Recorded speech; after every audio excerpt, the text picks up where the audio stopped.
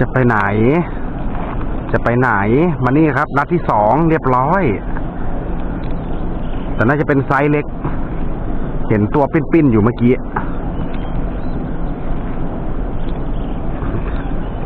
นี่โอเคครับไซส์นี้ก็พอได้นะครับไม่เล็กมากนะครับนี่ครับผมไซส์นี้โอเคแจ่มครับอีก1 แต้มครับผม